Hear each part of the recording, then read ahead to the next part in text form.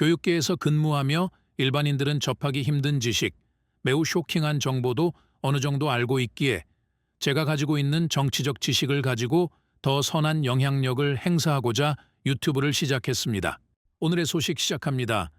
윤석열과 국민의힘의 각종 깽판으로 인해 국민들의 삶이 피폐해지면서 여론조사 꽃을 비롯한 각종 정치 전문가들은 민주당의 200석 이상 압승을 예상했습니다.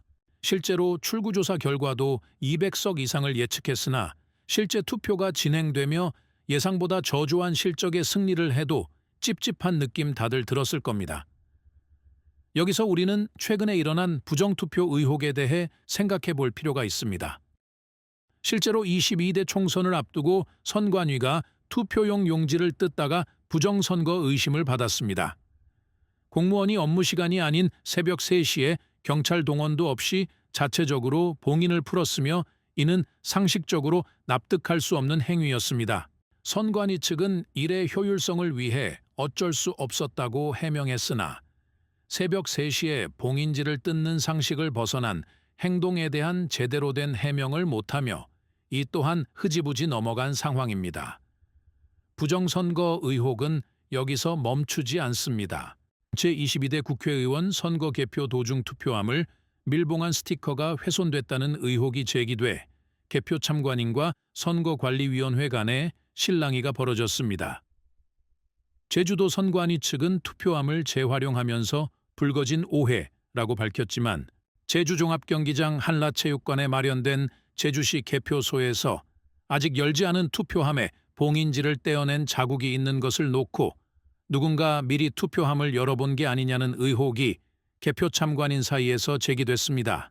또 비슷한 시각 제주도 서귀포시 올림픽기념 국민생활관에 마련된 서귀포시 개표소에서도 미개봉 투표함 10여 개에 남아있는 봉인지 자국을 놓고 참관인들이 똑같은 이의를 제기하며 반발했습니다. 요약하자면 투표함을 밀봉한 스티커가 훼손된 것이 다량 발각되었으며 선관위는 이를 투표함을 재활용하면서 불거진 오해라고 밝혔습니다. 여기서 팩트체크를 한번 들어가 보겠습니다. 투표함 봉인지는 개표소에서 투표함을 열 때까지 이를 밀봉해 보관하는 용도로 쓰이는 특수재질 스티커입니다. 떼어내는 순간 특수 문양이 나타나 훼손 여부를 바로 알 수 있고 떼어낸 뒤 다시 붙이는 등 재사용이 불가능합니다. 선관위가 주장한 투표함을 재활용하면서 훼손되었다는 주장은 사실이 아니라고 볼 수 있습니다.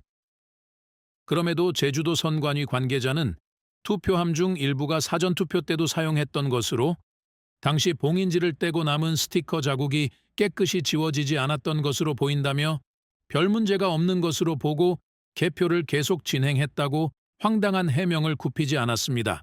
또한 개표가 모두 끝난 후 이번에 문제가 불거진 투표함 재사용 경위를 파악할 예정이라고 덧붙였습니다.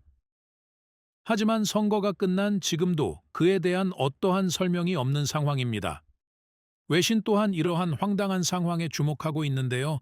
실제로 미국의 경우 지난 대선에서 트럼프 전 대통령이 부정선거 의혹을 제기하면서 일부 지지자들이 국회를 점령하는 등 선거의 공정성 관련해서 문제가 많았지만 선관위가 대놓고 투표지를 뜯어보거나 투표지를 동봉해야 할 스티커가 훼손되어 있으며 이를 재활용했다는 황당한 해명은 일어난 적이 없다며 상대적으로 조용하게 넘어간 나만의 상황에 대해 상당히 의외라는 반응입니다. 하루빨리 해당 사건의 진상규명과 함께 현재 선관위는 명명백백한 해명을 해야 할 것을 강조하며 영상 마치겠습니다.